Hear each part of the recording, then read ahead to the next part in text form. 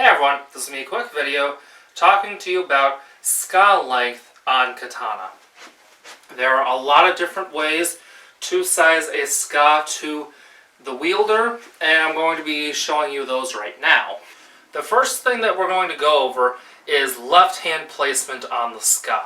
So that means how much ska is actually protruding from your left hand.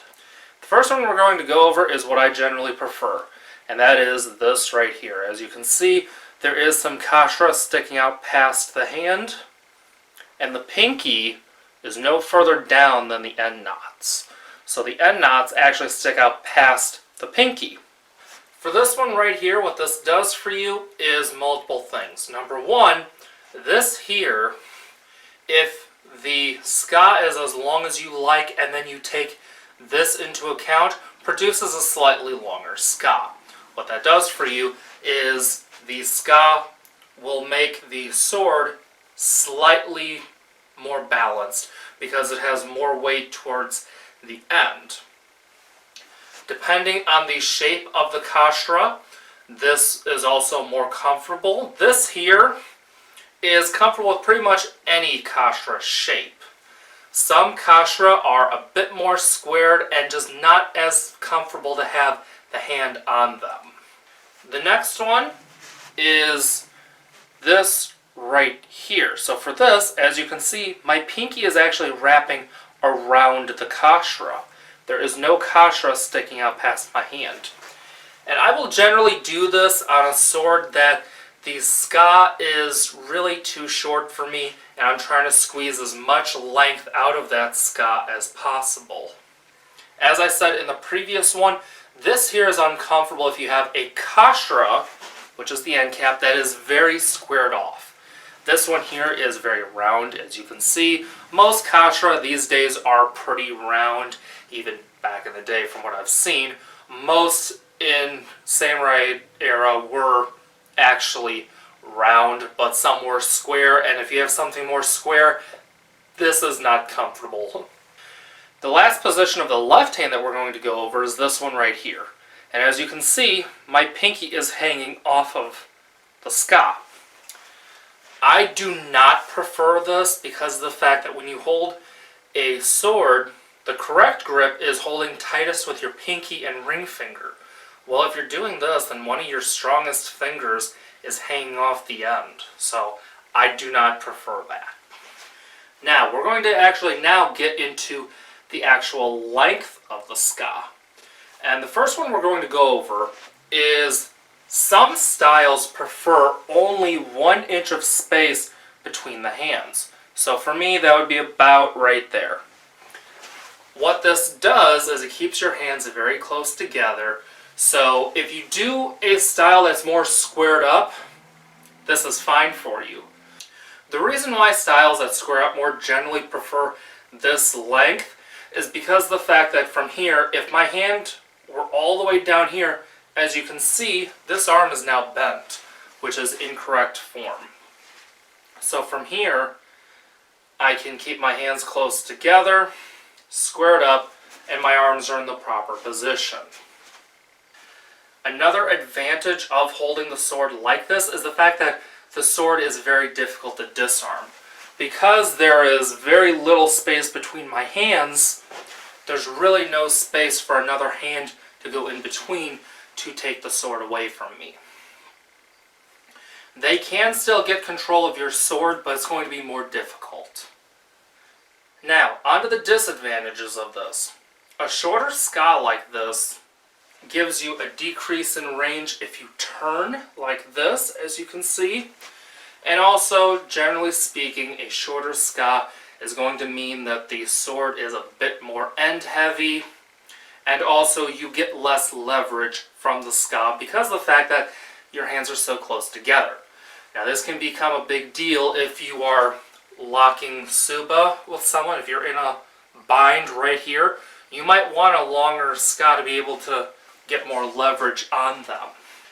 It should also be said that sword dimensions, including ska length, are oftentimes with many styles dictated more by history.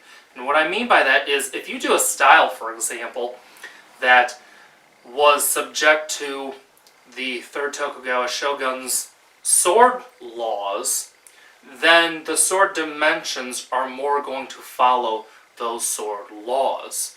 So, as a result, their ska are oftentimes no longer than 9.5 inches. They will oftentimes make exceptions for people with larger hands because, I mean, obviously if the sword doesn't fit, then you're going to have a very difficult time using it. But they will still encourage you to use the shortest ska that you can get away with because of those laws. The next method we're going to go over is what I like to call 2 hands and 2 fingers. So, between your hands should be enough room for 2 fingers. So this oftentimes produces a little bit longer ska than the 2 hands and 1 inch method. Of course, this depends on the size of your hands. And this here basically has the same advantages and disadvantages of 2 hands and 1 inch, except your hands are just slightly further apart. The next one we're going to go over is the pinky and index finger method. So for this one, when holding the sword, you lift your pinky finger and your index finger, and they should touch just like this. And as you can see, they do touch here, and for that, that is the approximate length that you go with. I don't know too much about this method. I'm not sure if the hand should be here, sort of tilted back or forward, but that's approximately it. And I would say that probably, the exact hand position would probably largely be personal preference, I would say. And as you can see with this one right here, this produces an even longer ska for me. Although as you can see, it's still not to the point that you can have a hand go between your hands easily. The next method that we're going to go over is the wrist to elbow method. So what this is you measure the length between your wrist and the pit of your elbow. So if you're actually holding a sword, you do this of course very carefully, but you take the tsuba, you put it right in your wrist like this, and the kashira right there should be in the pit of your elbow. And this here is, in that method, the correct length. So that's all of the methods for a short ska. Now you will notice that all of these methods, more or less, they are all producing a ska length that are within an inch or so of each other. So they are all for the shorter skas.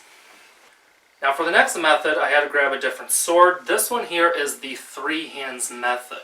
So for this one, just as the name implies, you should have enough room on the ska for 3 hands. So 1, 2, and then 3. So as you can see, 3 hands, and now when you hold one hand at the top, one at the bottom, there's enough room in the middle for another hand. There are other ways I've seen people do this as well. One is 1, 2, and then they take note of where their hand ends and they do it this way. You can do that as well. I've seen a lot of different ways people do it, but in the end it doesn't really matter as long as you still get 1, 2, 3 hands and there's your spacing. Now you'll notice with this method that there's more space between my hands. So one of the cons of this is the fact that now if someone gets close enough, it's easier for them to take control of the sword. It's easier for them to disarm the sword. This is just, it's a trade-off with the length. Now there are 3 things that a longer ska like this gives the wielder. Number 1, leverage. Number 2, reach. And number 3, better balance of the sword. And what I mean by that is this. When you are using the sword to cut with, depending on your style, this here can give more leverage to the cut. If you are in a bind, you can turn like this, and because your hands are further apart, it makes the sword more stable. Also, if the sword were in the saya and the saya were in the obi from here, if someone manages to grab the end of the ska, you get more leverage to get them off of the sword. However, keep in mind, this lever can be used against you as well, so that's just something to keep in mind about that. The ska gives longer reach in strikes where, for example, you're striking with the kashra, especially on a draw, so here, more reach.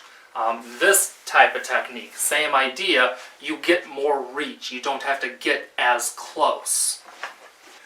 Also, when you're using the sword, you will get more reach. So from here, as you can see, if your style uses a turning motion like this, then you will get slightly more reach. As you can see from here, this is about the length if it were a shorter ska, and as you can see, even more reach. One last advantage that you get with a longer ska like this is you get more of a stabilizing effect. However, this is more of a specialized usage in my opinion, at least with the way that I am about to be talking about it.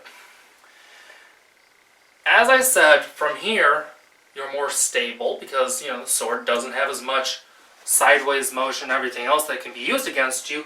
But if you are fighting, say, a spearman or cavalry or what have you, then what this longer ska does is you have less movement that you can make this way. So, you'll notice if the ska were really short like this, now the sword has all this movement that it can make.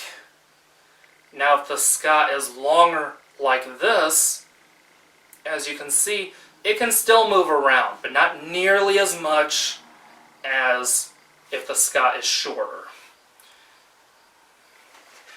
Now this last factor isn't generally as big of a consideration with katana, because obviously, while this can be used to fight cavalry, you just have to get too close to cavalry for it to matter. Now the next method we're going to talk about is the 3.5 hands long ska. As the name implies, the ska should be 3.5 hands long. So 1, 2, 3.5. You'll notice that the kashra sticks out a bit here, but remember I prefer having the kashra sticking out past my hand, so for here, my hands are 1.5 fists away, even though the fact that here I could turn this into nearly a 4 hands long ska. But this is 3.5 hands for me. This has more or less the same advantages as the 3 hands long. You get even more power depending on your style. You get even more range depending on your style. And you get more of a stabilizing factor because the hands, as you can see, there's less play, less rotation here. There still is some, but not as much. One thing that should be said as well about these longer ska is there is somewhat of a point of diminishing return, I would say, in terms of getting more reach. What I mean by that is you could have a really long ska, but that doesn't mean you're going to be able to utilize the whole thing, so you may not get more reach from it unless you're starting to, pull your hands back like this, which is obviously an incorrect grip for most situations. For the 3.5 hands long or longer, these are generally used for bigger swords that are bigger than katana. So this one here, for example, has a 33.5 inch long blade. And the reason why the longer ska is used on this is because, once again, better balance. Especially in modern day, the tang generally on a sword like this should be, towards the end. It should be about here. It's not like the old days where, many swords had nakago, which were actually shorter than the ska by quite a bit. Historically, a lot of swords had nakago that only went about halfway length, or even sometimes as little as a third. Sometimes they were longer, of course. It would depend on the sword, but oftentimes, there was no set length, and very seldom did they have a nakago that went, almost all the way to the end of the ska. But either way, you're still going to get more leverage, more balance, etc. The next ska length we're going to look at is 4 hands long. So now, once again, just as the name implies, 1, 2, 3, and 4. This is a 4 hands long ska for me. As you can see, a lot of space between the hands. Now, this makes it easier to disarm, but once again, if fighting, say, cavalry, now the sword is even more stable because of the fact that the hands are further apart. But remember, as we were talking about with that point of diminishing return, so this is an example of a sword that has that point of diminishing return. Because of the fact that from here, while I could really turn the sword like this and get all this reach, this isn't really natural for me. This here is more natural. So because of this 4 hands long ska doesn't really become a 4 hands long ska for me. And past 4 hands, for most people, you're not really getting any benefit, and you might even find yourself holding it with ska past your hand because of the fact that basically the ska is too long for you. Now, past this, there's only really one known measurement that I know of. After that, generally speaking, I think guys just used what they liked.